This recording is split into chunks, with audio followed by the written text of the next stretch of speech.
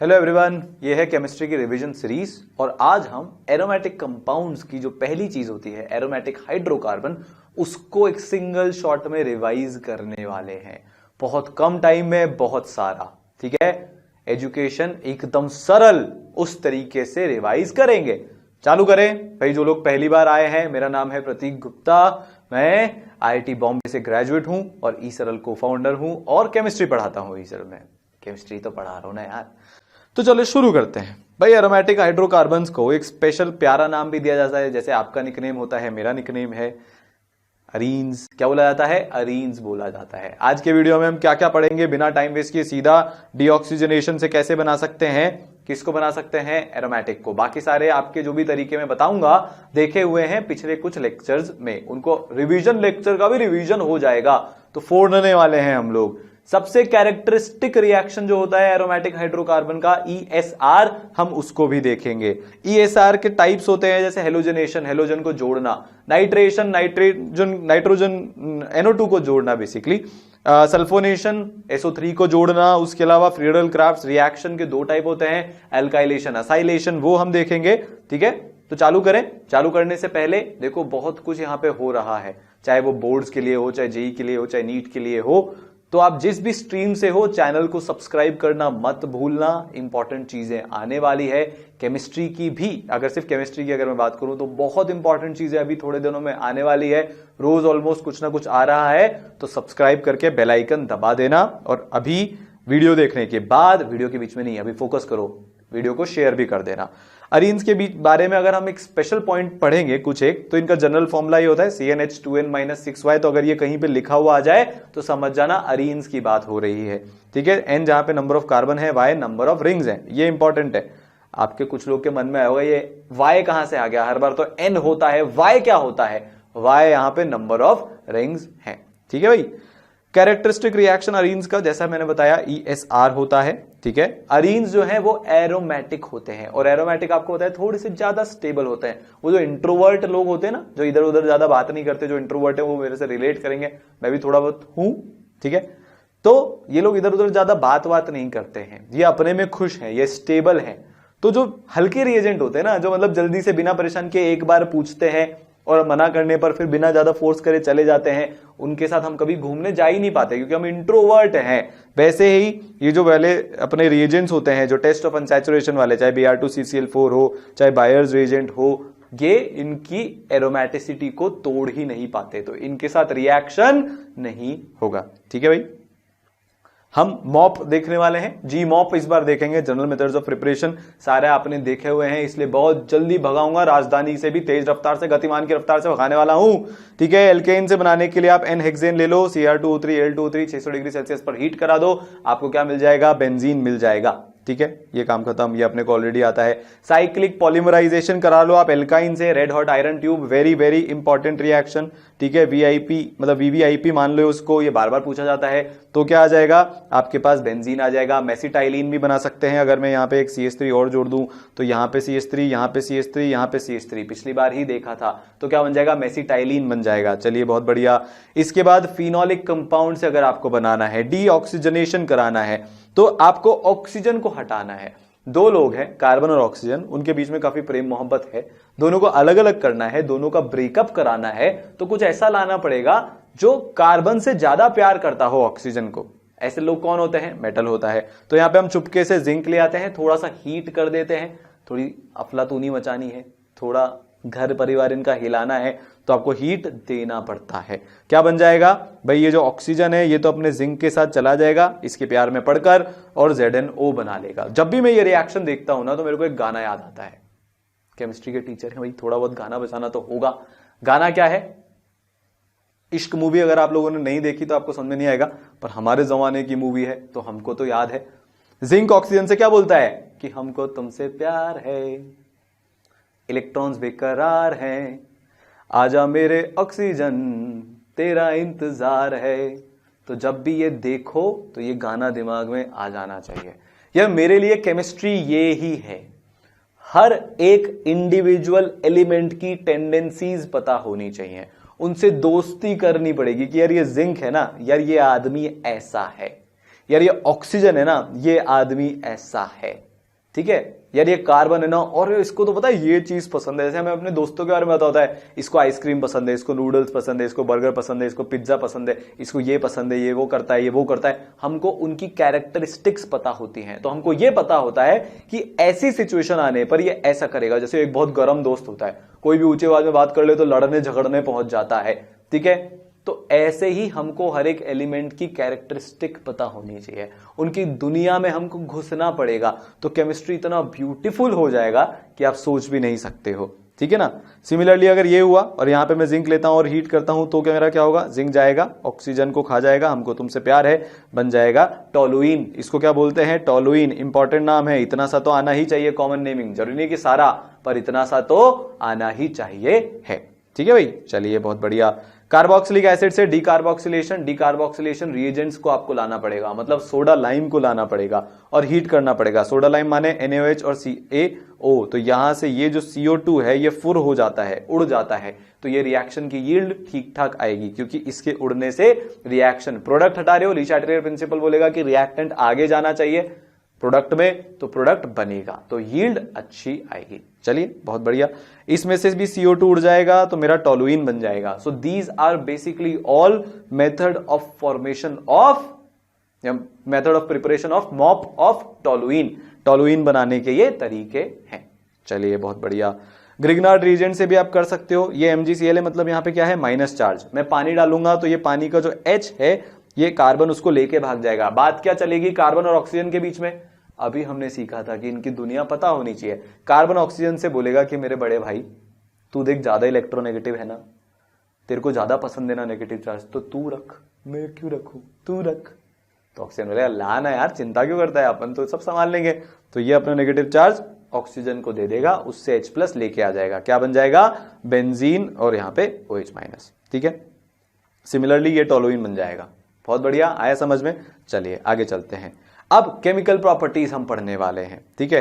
तो हमको अगर X2 का एडिशन करना है C6H6 एरोमेटिक कंपाउंड में, तो यहां पे मैं क्या करता हूं, Cl2 ले लेता हूं सनलाइट की प्रेजेंस में। जब भी सनलाइट की प्रेजेंस होती है, इसका मतलब कोई मीडियम नहीं है जिसमें रिएक्शन हो रहा है, हवा में रिएक्शन हो रहा है। और जब भी हवा में रिएक्शन होता है तो चार्ज फॉर्मेशन नहीं होता।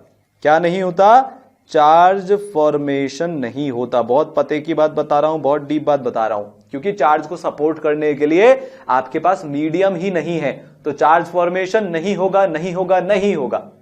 आई बात समझ में। तो मतलब फ्री रेडिकल के थ्रू रिएक्शन जाएगा। जैसे ये फ्री रेडिकल इस पे अटैक करेगा तो एरोमेटिसिटी लूज हो जाएगी, इसलिए इस रिएक्शन की यील्ड उतनी अच्छी नहीं आती। हमको थोड़ी सी हार्श कंडीशंस में, मतलब ज्यादा टेम्परेचर बढ़ा के रिएक्शन को करवाना पड़ता है, ठीक है। तो फाइनल प्रोडक्ट क्या बन जाता है, ये बन जाता है। बहुत स्पेशल प्रोडक्ट है, बहुत नामी गिरामी प्रोडक्ट है, जिसको हम बेंजीन हेक्साक्लोराइड बोलते हैं, या फिर BHC शॉर्ट में, या फिर 666, या फिर गैमेक्सीन, या फिर लिंडेन। और ये कहां पे काम आता है, ये पावरफुल इंसेक्टिसाइड है। खेतीबाड़ी में इंसेक्ट्स को भगाने के लिए, जो लोग फार्मर फैमिली से बिलोंग करते हैं वो इस नाम से शायद रिलेट करेंगे, ठीक है, BHC। तो यार केमिस्ट्री सिर्फ किताबी ज्ञान नहीं है, एक्चुअली में मेरे को इंसेक्ट को भगाना है तो देखना पड़ता है कि यार वो इंसेक्ट किससे डरता है, उस सब्सटेंस को मैं बनाता हूं और फिर उसको छिड़कता हूं। केमिस्ट्री है तो जिंदगी है, वरना भगवान भरोसे है। H2 का एडिशन, ये तो कहीं पे भी जाके लग जाता है, ठीक है। निकल कैटलिस्ट की तरह से बिहेव करेगा, सारे डबल बॉन्ड्स गायब हो जाएंगे, साइक्लोहेक्सेन मिल जाएगा। यहाँ पे आपको साइक्लोहेक्सेन पे एक मिथाइल ग्रुप लगा हुआ मिल जाएगा, ठीक है। ये सब हम कर चुके हैं।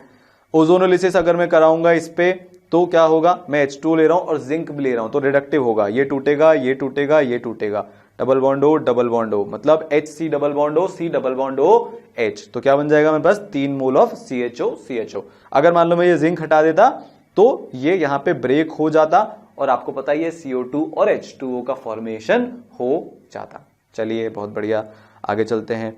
अब मेन रिएक्शन, इस पूरे लेक्चर की जो जान है इलेक्ट्रोफिलिक सब्स्टिट्यूशन रिएक्शन, उसको हम रिवाइज कर लेते हैं बहुत फटाक से, ठीक है।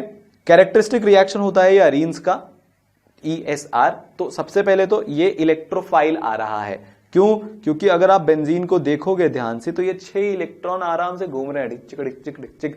GOC का देखा होगा तो आपने देखा होगा कि ये म्यूजिकल चेयर की तरह डांस करते रहते हैं, घूमते रहते हैं। तो अगर कोई दूर से इलेक्ट्रोफाइल आ रहा है, वापस से हम केमिस्ट्री के अंदर डूब रहे हैं, डुबकी लगा रहे हैं, तो इलेक्ट्रोफाइल को दिखेगा कि यार बहुत सारे इलेक्ट्रॉन्स है वहां पे, मेरे को नेगेटिव चार्ज पसंद है तो मैं वहां जाता हूं, ठीक है, तो वहां पे जाएगा। तो मैं इस पे कोई भी रिएक्शन कराऊंगा जहां पे ये इलेक्ट्रोफाइल न्यूक्लियोफाइल पेयर है, भाई कोई इलेक्ट्रोफाइल है तो किसी दूसरे न्यूक्लियोफाइल के साथ ही रह रहा होगा ना। कैटलिस्ट की प्रेजेंस में क्या होगा, मेरा ये यहां पे H हटेगा और E जुड़ जाएगा। तो इलेक्ट्रोफाइल ने क्या किया, सब्स्टिट्यूशन किया। तो रिएक्शन कौन सा हुआ, इलेक्ट्रोफिलिक सब्स्टिट्यूशन रिएक्शन। इलेक्ट्रोफाइल ने सब्स्टिट्यूट किया, तो वो वाला रिएक्शन जहां पे इलेक्ट्रोफाइल सब्स्टिट्यूट करता है किसको, हाइड्रोजन को, ठीक है, क्योंकि इसमें और हाइड्रोजन ही तो लगा हुआ है। तो electrophilic substitution reaction, electrophilic substitution reaction.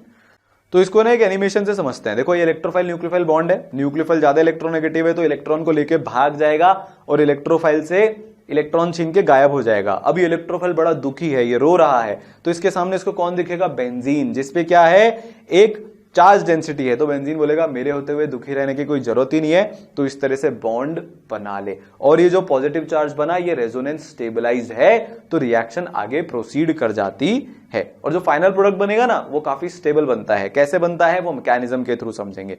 सबसे पहले इलेक्ट्रोफाइल का फॉर्मेशन जो हमने देखा, दिस इज मोर इलेक्ट्रोनेगेटिव, ठीक है। तो ये मोर इलेक्ट्रोनेगेटिव होने के कारण इस बॉन्ड के इलेक्ट्रॉन को समेट के अपने साथ ले जाता है, यहां पे प्लस चार्ज आ जाता है, so E plus plus NU minus बन जाएगा। पर ये कैटलिस्ट की प्रेजेंस में होता है। देखो ये खुद से तो सुखी थे ही सही ना, बाहर से कोई मंथरा आई, ठीक है। जैसे मैंने, अगर आपने देखा हो वाला लेक्चर, तो मैंने बताया था कि शादी करने की इच्छा लोगों को कम होती है, पर बुआ चाची ये लोग कैटलिस्ट का काम करते हैं। वैसे ही यहाँ पे ये कैटलिस्ट इस न्यूक्लियोफाइल को लेके उड़ जाएगा कि निकल निकल यहां से, ठीक है। तो पीछे बच जाएगा इलेक्ट्रोफाइल पे प्लस चार्ज, जो कि काफी दुखी है, तो वो बेंजीन के एक बॉन्ड को तोड़वा के उस पर अटैक करके कुछ इस तरह की स्पीशीज बना लेगा जो रेजोनेंस कर करके इतने सारे रेजोनेटिंग स्ट्रक्चर दे सकता है। तो ये प्लस चार्ज इधर भी घूम गया, इधर भी घूम गया और इधर भी घूम गया। तो नेट मेरे को क्या लग रहा है, ऐसा एक सेमी रिंग बन रही है। क्या बन रही है, एक सेमी रिंग बन रही है। पर बेंजीन इस पॉइंट पे चिल्लाना शुरू कर देगी। ये जो पर्टिकुलर कॉम्प्लेक्स है इसको सिग्मा कॉम्प्लेक्स बोला जाता है। क्या बोला जाता है, सिग्मा कॉम्प्लेक्स। तो ESR में क्या होता है, सिग्मा कॉम्प्लेक्स होता है। बेंजीन रिंग को आपने एरोमेटिक से नॉन एरोमेटिक बना दिया, तो बेंजीन रिंग खुश रहेगी क्या, नहीं, क्या कर देगी, चिल्लाना शुरू कर देगी। जैसे ही चिल्लाना शुरू कर देगी तो इस वाला ये जो हाइड्रोजन है इसको डर लगना शुरू हो जाएगा, क्योंकि इसको पता है कि मेरे बाहर निकलने का नंबर आ चुका है। तो इस हाइड्रोजन को बाहर निकाल दिया जाएगा, ठीक है भाई। और क्या स्पीशीज बन जाएगी, मेरी दोबारा से एरोमेटिक स्पीशीज बन जाएगी। और वो जो न्यूक्लियोफाइल नेगेटिव चार्ज लेके घूम रहा था वो H+ के साथ कंबाइन हो जाएगा और ये एक न्यूट्रल स्पीशीज बन जाएगी। तो न्यूट्रल स्पीशीज से शुरू किया था, न्यूट्रल स्पीशीज बन गई, ठीक है। बस हुआ क्या कि H को हमने इलेक्ट्रोफाइल से सब्स्टिट्यूट कर दिया। अब आगे हम जितनी भी रिएक्शन देखेंगे, हेलोजनेशन, नाइट्रेशन, सल्फोनेशन, इसमें बस इलेक्ट्रोफाइल चेंज होता जा रहा है, पर मैकेनिज्म तो सेम है, ठीक है भाई। तो या फ्रीडल क्राफ्ट भी हो गया। सो हेलोजनेशन की अगर मैं बात करूं तो यहां पे FeCl3 है, ये कौन है, मेटल है। ये क्या करेगा, ये बोलेगा भैया मेरे को तो नेगेटिव चार्ज चाहिए, तो ये जो Cl है इसको ब्रेक कर लेगा, ये नेगेटिव ये पॉजिटिव। Cl पे प्लस आते ही चिल्लाना करना शुरू। मैकेनिज्म आपको पता है, तो मेरा क्या मतलब मेरा क्या रिएक्टेंट से, ये रिएक्टेंट से प्रोडक्ट क्या बना, H की जगह Cl आ गया। तो यहां पे इलेक्ट्रोफाइल कौन था, Cl पे प्लस, ठीक है। सिमिलरली अगर मेरा ये कंपाउंड में लेता हूं तो आपको भी पता है कि क्या होगा, दो पॉसिबिलिटीज हैं। This is ortho para directing group, GOC में थोड़ा बहुत हमने देखा था ये, क्योंकि अपने प्लस H से ऑर्थो पे और पैरा पे इलेक्ट्रॉन डेंसिटी बढ़ाता है। तो जहां पे ज्यादा इलेक्ट्रॉन डेंसिटी होगी, जो अपना Cl+ है वो उस तरफ अट्रैक्ट होगा। तो दो प्रोडक्ट बनेंगे, ortho product and para product. तो CH3 ग्रुप जो टोलुइन में है वो ऑर्थो पैरा डायरेक्टिंग है और एक्टिवेटिंग ग्रुप कहलाता है, ठीक है। अगर plus M plus H plus I ये जो लगे होते हैं ये एक्टिवेटिंग ग्रुप होते हैं, रिंग पे चार्ज की डेंसिटी बढ़ाते हैं। तो इलेक्ट्रोफाइल को क्या चाहिए, चार्ज। अगर कोई आप ऐसी स्पीशीज लगा रहे हो जो चार्ज की डेंसिटी को बढ़ा रही है तो वो स्पीशीज क्या कहलाएगी, एक्टिवेटिंग ग्रुप कहलाएगी। चलिए बहुत बढ़िया। मेजर क्या होगा, पैरा मेजर होगा। क्यों, क्योंकि CH3 भी बड़ा, Cl भी बड़ा, दो चार्ज वाले आपस में एक साथ आ जाते हैं तो क्या होता है, दुनिया हिलने लग जाती है, तो इनमें आपस में रिपल्शन लगेगा जिसके कारण पैरा मेजर हो जाएगा। चलिए बहुत बढ़िया। अब मेरे पास मान लो Cl2H है और Cl2FeCl3 है, तो Cl2H होने पर तो यहां पे बेंजाइलिक सब्स्टिट्यूशन होगा। क्या होगा? Benzylic substitution. यहां पे डॉट बनेगा, याद करो अपन ने पढ़ा था, तो CH3 की जगह CH2Cl बन जाएगा। जब मैं FeCl3 Cl2 लेता हूं तो यहां पे और यहां पे प्रोडक्ट बनेगा जिसमें पैरा मेजर होगा, तो दो प्रोडक्ट बनेंगे, ठीक है, ऑर्थोक्लोरोटोलुइन एंड पैरा क्लोरोटोलुइन। ये क्या हो गया? Electrophilic substitution reaction. HNu के केस में जब भी सनलाइट होता है तो क्या होता है? Free radical substitution reaction. ठीक है, समझ में आया बात? फ्री रेडिकल यहां पे क्यों बना? क्योंकि यहां पे ज्यादा स्टेबल था, रेजोनेंस में जा सकता है। चलिए आगे चलते हैं। अगर मैं अगले क्वेश्चन की बात करूं तो हमारे पास ये है और हमारे पास CH3Br है, FeBr3 है। FeBr3 क्या करेगा? इस Br को बोलेगा Br माइनस बन के मेरे पास आजा आजा आजा, CH3 को प्लस दे दे दे दे दे दे। जैसे CH3 पे प्लस आएगा, और ये क्या है? ऑर्थो पैरा डायरेक्टिंग ग्रुप है, तो यहां पे भी CH3 जोड़ सकता है, यहां पे भी CH3 जोड़ सकता है। तो यहां पे इलेक्ट्रोफिलिक स्पीशीज कौन सी हुई? CH3 plus. सब्स्टिट्यूट कौन करता है? इलेक्ट्रोफाइल। तो CH3 प्लस जाके सब्स्टिट्यूट कर लेगा किसको? हाइड्रोजन को। चलिए बहुत बढ़िया। तो मेरा क्या बन जाएगा? ऑर्थोजाइलिन, और मेरा बन जाएगा पैराजाइलिन। इस कंपाउंड को क्या बोला जाता है? जब एक बेंजीन पे दो मिथाइल ग्रुप जुड़े हो, बोला जाता है जाइलीन। ठीक है, ऑर्थोजाइलिन, पैराजाइलिन। तो पैराजाइलिन क्या होगा? मेजर होगा। चलिए बहुत बढ़िया। अब नाइट्रेशन करा लेते हैं। नाइट्रेशन में हम क्या लेते हैं? नाइट्रेटिंग मिक्सचर लेते हैं। कॉन्सेंट्रेटेड HNO3 और कॉन्सेंट्रेटेड H2SO4 को नाइट्रेटिंग मिक्सचर बोला जाता है। आ रही बात समझ में कि नहीं आ रही है? ये जो मिक्सचर है ये NO2 प्लस को एज अ इलेक्ट्रोफाइल देता है। कैसे देता है? ईसरल के ऐप डाउनलोड करें, डिटेल में लेक्चर वहां पे है, वहां से आप पढ़ सकते हो। यहां पे हम रिवीजन कर रहे हैं, है ना? तो ये NO2 प्लस देता है। NO2 प्लस कौन है? इलेक्ट्रोफाइल। किसको रिप्लेस करेगा? इस H को। प्रोडक्ट क्या बन जाएगा? प्रोडक्ट अपना बन जाएगा ये। ठीक है, क्लियर? चलिए आगे चलते हैं। अब मान लो आपके पास ये वाली स्पीशीज है, तो यहां पे क्या होगा? यहां पे ये होगा कि ये जो NO2 है वो इधर भी अटैक कर सकता है, इधर भी अटैक कर सकता है। दो प्रोडक्ट बनेंगे। मेजर कौन सा बनेगा? पैरा वाला मेजर बनेगा, क्योंकि स्टेरिक रिपल्शंस कम है। ठीक है, तो ये जो HNO3 और H2SO4 का मिक्सचर है, नाइट्रेटिंग मिक्सचर, इससे क्या मिलता है? NO2 प्लस, और वो फिर अपना काम आगे जाके करता है। ठीक है, सल्फोनेशन एग्जैक्ट सेम रिएक्शन है। H2SO4 यहां से भी हमको SO3H मिलता है एज ए इलेक्ट्रोफाइल। ठीक है, पर खास बात यह है कि यह रिएक्शन रिवर्सिबल होती है। रिवर्सिबल होने के कारण इसकी यील्ड उतनी अच्छी नहीं आती है जितनी अपनी नाइट्रेशन की, या अपन ने जो CH3Br जोड़ा था या क्लोरीनेशन किया था उसकी जो अच्छी यील्ड आती है, उसकी जितनी अच्छी यील्ड इसकी नहीं आती है, क्योंकि ये रिएक्शन कंप्लीशन पे जाने की बजाय कहीं बीच में इक्विलिब्रियम पॉइंट आएगा, वहां पे रुक जाएगा। ठीक है, चलिए आगे चलते हैं। अब ये बहुत इंपॉर्टेंट रिएक्शन है, फ्रीडल क्राफ्ट रिएक्शन। ये ESR का one of the most used example बोल सकते हो या एप्लीकेशन बोल सकते हो, तो इसको देख लेते हैं। ठीक है, तो अगर हम इस रिएक्शन की बात करें, यार अलग कुछ नहीं हो रहा, बस फ्रीडल क्राफ्ट में रिएक्शन किया था इसलिए इसका नाम ऐसा पड़ गया। हम वो एक लुईस एसिड लेते हैं, ठीक है, FeCl3, AlCl3 या ZnCl2। ठीक है, ये लुईस एसिड क्यों है? क्योंकि अभी आयरन को और इलेक्ट्रॉन्स लेने की इच्छा है, तो वो लोन पेयर एक्सेप्ट कर सकता है, इसलिए क्या होता है? Lewis acid. इससे पहले हमको फील तो आई गई थी ना, अब उसको नाम भी दे दिया। ठीक है, इसको हम क्या बोलते हैं? Friedel craft reaction. तो अगर हम अल्काइलेशन करा रहे हैं या असाइलेशन, अल्काइलेशन कराना मतलब CH3 या अल्काइल ग्रुप को जोड़ना, असाइलेशन कराना मतलब जब आएगा जब देख लेंगे ना, इतनी भी क्या जल्दी है। ठीक है, CH2, ठीक है, कार्बन सल्फाइड, जो भी इसका नाम होता है, कार्बन डाइसल्फाइड, जो भी होता है, या फिर नाइट्रोबेंजीन को हम सॉल्वेंट की तरह से यूज करते हैं। ये बेसिकली नॉन पोलर कैटेगरी के जो अपने हैं वो सॉल्वेंट हैं, तो हमको नॉन पोलर चाहिए होता है तो हम CH2 या नाइट्रोबेंजीन को यूज कर लेते हैं।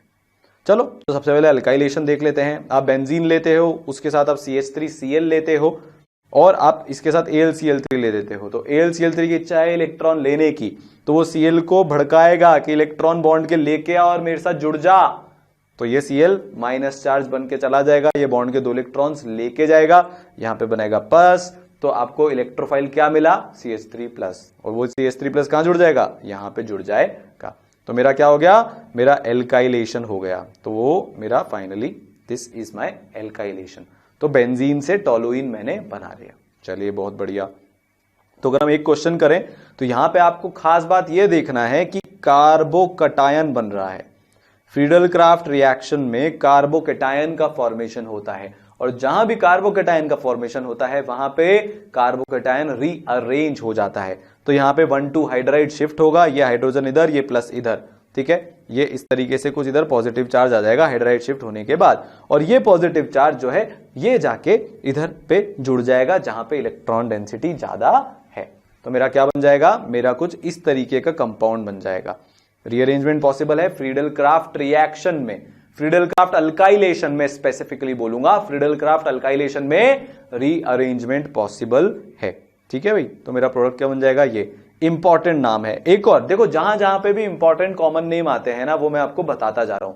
आपकी समझदारी चतुराई किसमें है, चतुराई इसमें है, एक पेपर ले लो, सारे कॉमन नाम उसमें लिखना शुरू कर दो, लिखना शुरू कर दो, लिखना शुरू कर दो, ताकि जब समय की दरकार होगी, जब समय बोलेगा कि कॉमन नेम लाओ, तो वो कागज आपके सामने होगा, आप कागज के सामने होंगे, ऑब्वियस सी बात है, और हम रेक्टिफिकेशन चालू कर देंगे। इसमें कुछ समझने का नहीं है, जो नाम है वो है ना।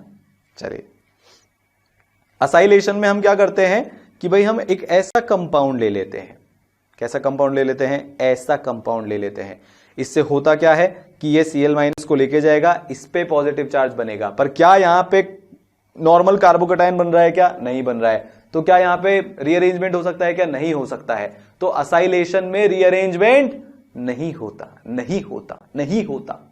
एक वो मूवी थी ना जिसमें बार बार अनुपम खेर एक बार बोलता है तो 3 बार आवाज आती है, ठीक है, वहां से इंस्पायर्ड है ये। तो ऐसा कार्बोकटायन बना, क्योंकि ये रीअरेंज हो ही नहीं सकता, तो सीधा जाके इधर अटैक कर देगा और मेरा कौन सा कंपाउंड बन जाएगा, ये वाला कंपाउंड। इस ग्रुप को क्या बोला जाता है, जो इस रिएक्शन का नाम है वही बोला जाता है असाइल ग्रुप बोला जाता है। क्या बोलते हैं बच्चों, असाइल ग्रुप बोलते हैं सर, ठीक है, क्लियर। चले आगे, चलिए। तो हमको इन कंपाउंड्स को reactivity order of electrophilic substitution reaction में जमाना है। हमको क्या पता है कि जितनी ज्यादा, so ESR proportional to charge density on ring. चलिए बहुत बढ़िया, ये तो बेंजीन है, CH3 प्लस H लगाएगा, चार्ज डेंसिटी बढ़ाएगा, NO2 माइनस M लगा के चार्ज डेंसिटी को कम कर देगा, OH प्लस M लगा के शानदार बढ़ा देगा, NH2 प्लस M लगा के और ज्यादा बढ़ा देगा। सबसे बढ़िया जो लोन पेयर डोनेशन होता है वो नाइट्रोजन का इस केस में, फिर उसके बाद ऑक्सीजन का, फिर CH3 तो प्लस H लगा रहा है, तो उसका जो पावर है, पावर बोलेंगे इसको, वो मेसोमेरिक इफेक्ट से कम है। तो अगर मेरा रिएक्टिविटी ऑर्डर अगर मैं लिखूंगा तो वो plus M plus H plus I के प्रोपोर्शनल है और इनवर्सली प्रोपोर्शनल है माइनस M माइनस I के। तो सबसे ज्यादा ये 5 है, ये 4 है, ये 3 है, ये 2 है, ये 1 है। 5 का सबसे ज्यादा हो गया, फिर 4, फिर 2, फिर 1, जो कि उसमें कोई ग्रुप ही नहीं लगा है, और फिर 3। चलिए आगे चलते हैं, सिंपल सा क्वेश्चन है ये वाले पर्टिकुलर क्वेश्चन की अगर मैं बात करूं तो Cl प्लस मिलेगा, ठीक है। रिंग डेंसिटी कहां पे ज्यादा होगी, ये वाला जो ग्रुप है ये माइनस M है और ये वाला जो ग्रुप है वो प्लस M है, तो इस रिंग की डेंसिटी ज्यादा होगी। तो Cl या तो यहां पे जुड़ सकता है या यहां पे जुड़ सकता है। यहां पे नहीं जुड़ेगा क्योंकि स्टेरिक रिपल्शन बहुत ज्यादा है, ये ग्रुप बहुत बड़ा है, तो जो पैरा वाला प्रोडक्ट है वो मेजर बनेगा और वो बहुत ज्यादा परसेंटेज में बनेगा। So this will be my answer. ये अच्छा क्वेश्चन है, स्क्रीनशॉट लेके रिवीजन के लिए रख सकते हो या अपनी कॉपी में उतार सकते हो, व्हिचएवर मीडियम यू प्रेफर, ठीक है। चलिए आगे चलते हैं। स्टेरिक क्राउडिंग तो पैरा मेजर होगा, है ना। ये वाला ग्रुप है, इस पे मैं अटैक कराऊंगा तो COH क्या है, माइनस M ग्रुप है। तो ऑर्थो की और पैरा की जो डेंसिटी होगी वो काफी कम होगी, क्योंकि इसके इलेक्ट्रॉन उड़ उड़ के इसके पास जाते रहेंगे। तो इस केस में सबसे ज्यादा डेंसिटी कहां पे होगी, मेटा पे होगी। तो ये जितने भी माइनस M जो ग्रुप होता है, ये जो माइनस M ग्रुप है, minus M group are meta directing. कैसे होते हैं minus M group, meta directing होते हैं। तो इस बार जो रिएक्शन होगा वो कहां पे होगा, वो मेटा पे होगा।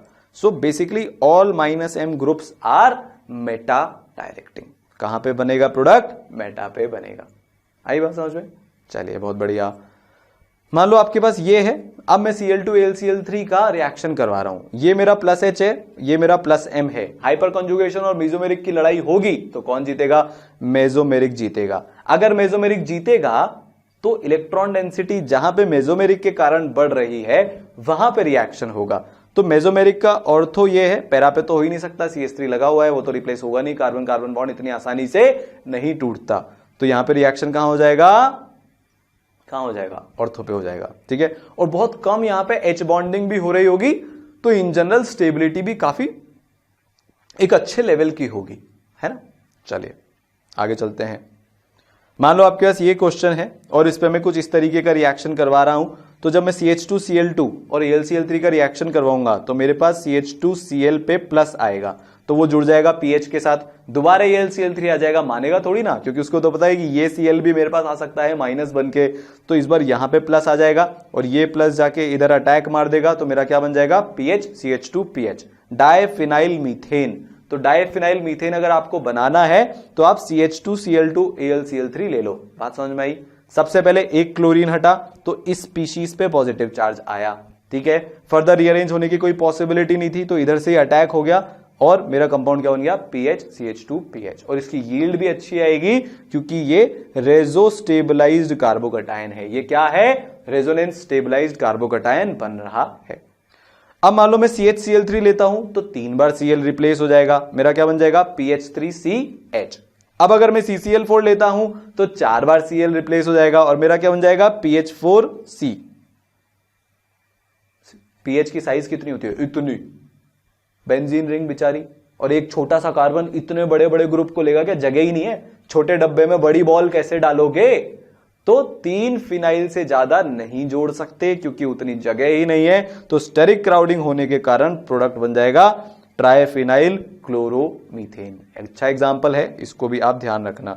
ये मैं ले लूंगा तो क्या होगा कि PHCOPH, पहले ये इसको खाएगा तो यहां पे प्लस बनेगा, ये अटैक करेगा, फिर इसको खाएगा दोबारा प्लस बन जाएगा, फिर से अटैक हो जाएगा, तो क्या बन जाएगा? PHC double bond OPH। चलिए बहुत ही बढ़िया। ऑक्सीडेशन अगर हम रिक्स का कराएं, भाई ऑक्सीडेशन तो होता ही है, तो कंबस्टन तो बहुत नॉर्मल है, आपको ऑक्सीजन बैलेंसिंग आनी चाहिए, तो आपका कार्बन डाइऑक्साइड और पानी बन जाएगा। चलिए बहुत बढ़िया। कैटालिटिक ऑक्सीडेशन अगर मैं कराता हूं तो फिर मैं V2O5 लेता हूं। ये बहुत इंपॉर्टेंट रिएक्शन है, प्योरली रटने की रिएक्शन है। अगर मैंने V2O5 को 300 डिग्री सेल्सियस पे लिया तो फिनॉल बनेगा। तो जब हम फिनॉल का फॉर्मेशन देखेंगे वहां पे ये रिएक्शन दोबारा से उठ के आएगी, तो बार बार रिवाइज होता रहेगा। 450 डिग्री सेल्सियस पे कराऊंगा तो मेरा मैलेइक एनहाइड्राइड बन जाएगा। क्या बन जाएगा? एनहाइड्राइड। देखो जैसे जैसे टेम्परेचर बढ़ाता हूं ना, पानी के उड़ जाने की, निकल जाने की टेंडेंसी बढ़ने लग जाती है।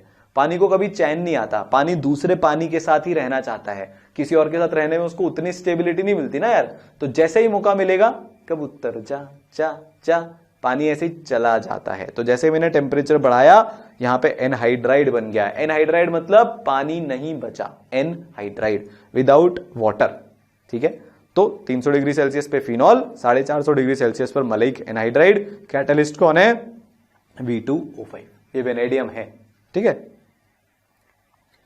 एक और इंपॉर्टेंट रिएक्शन है, अगर मैं एक ऐसा बेंजीन बेस्ड कंपाउंड लेता हूं जिसमें एक बेंजाइलिक हाइड्रोजन है, जैसे PHCH3, इसमें एक बेंजाइलिक हाइड्रोजन है ना, पर अगर मान लो मैं ये ले लेता हूं PHCOCl, तो इसमें बेंजाइलिक हाइड्रोजन नहीं है, मतलब बेंजीन के एडजेसेंट पोजीशन पर हाइड्रोजन। अगर ये एक भी ऐसा होगा तो बेंजोइक एसिड का फॉर्मेशन हो जाएगा। कैसे? बेंजाइलिक हाइड्रोजन है, इसमें भी है, ठीक है। तो इन सब पे जब मैं K2Cr2O7 की प्रेजेंस में, एसिडिक मीडियम में, तो ये बहुत एक स्ट्रॉन्ग ऑक्सीडाइजिंग एजेंट होता है, SOA, स्ट्रॉन्ग ऑक्सीडाइजिंग एजेंट। और हीट करूंगा तो मेरे पास ये बन जाएगा और बाकी जितने भी कार्बन है सारे के सारे CO2 में कन्वर्ट हो जाएंगे, H2O में कन्वर्ट हो जाएंगे। तो साइड चेन ऑक्सीडेशन, जब भी एक, एटलीस्ट एक बेंजाइलिक हाइड्रोजन प्रेजेंट होगा, एक बेंजाइलिक हाइड्रोजन जब भी प्रेजेंट होगा तो कंपाउंड टूट जाएगा, कार्बन चेन यहां पे टूट जाएगी, टूट जाएगी, टूट जाएगी, टूट जाएगी। और होगा क्या? कि ये वाला जो कार्बन है COOH बन जाएगा और बाकी जितने भी कार्बन है CO2 और H2O बन के फुर हो जाएंगे। ठीक है, तो ये हमारा हुआ किसका रिवीजन, हाइड्रोकार्बन का समाप्त। बहुत बड़ा चैप्टर है इसलिए इतना टाइम लग गया। ठीक है यार, बहुत मेहनत कर रहे हैं देखो, और आपके फीडबैक वगैरह भी आप देते रहो कमेंट सेक्शन में। हमेशा हम लोग इंप्रूव कर सकते हैं। हर टीचर हमेशा इंप्रूव कर सकता है। There are always new ways जिसके साथ आप टीच कर सकते हो। इतनी ह्यूमिलिटी है तो आप लोग कमेंट सेक्शन में बता सकते हो, अच्छा लगा तो भी और नहीं लगा तो भी। ठीक है, क्योंकि इंप्रूव करते रहेंगे। भारत का हर एक बच्चा पढ़ेगा मतलब पढ़ेगा। कोई फर्क नहीं पड़ता है कि वो इकोनॉमिक बैकग्राउंड क्या है, सोशल बैकग्राउंड क्या है, डेमोग्राफिक बैकग्राउंड क्या है, कहीं के भी रहने वाले हो, कुछ भी करते हो, पढ़ने की अगर इच्छा है ना तो हम जान लगा देंगे पर पढ़ाएंगे जरूर।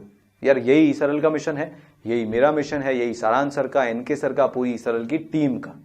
ठीक है, तो फिर ऐसे ही पढ़ते रहो, पढ़ाई करो, प्रचंड करो। इस बार मैंने शुरू में नहीं बोला था तो कुछ लोगों को याद आ गया होगा कि बिना मंत्र के कैसे चालू हुआ, पर बोलना तो है। ठीक है, आ रही बात समझ में? पक्का। और डिहार्टन नहीं होना है यार, चाहे जिंदगी में कुछ भी हो रहा हो। मेरी जो फेवरेट पोयम है वो भी आपको एक बार फिर से सुना के बता देता हूं। अभी नई पोयम तो नहीं, शायरी है। ठीक है, अपने पथ पर चलता जाऊंगा, चलने में माहिर बन जाऊंगा, या तो मंजिल मिल जाएगी या फिर अच्छा मुसाफिर बन जाऊंगा। आप सब लोगों को यार, जो भी अभी आप जिस सिचुएशन में हो, मस्ती से पढ़ाई करते रहो। अपने हाथ में सिर्फ पढ़ाई करना है। आप सब लोग बहुत अच्छे से फोड़ने वाले हो। ठीक है, और अगर आपको कुछ ऐसे मटेरियल वगैरह चाहिए हो, टेस्ट चाहिए हो, क्वेश्चंस चाहिए हो, तो आप ईसरल के ऐप भी डाउनलोड कर सकते हो। लिंक आपको डिस्क्रिप्शन में हमेशा मिल ही जाता है।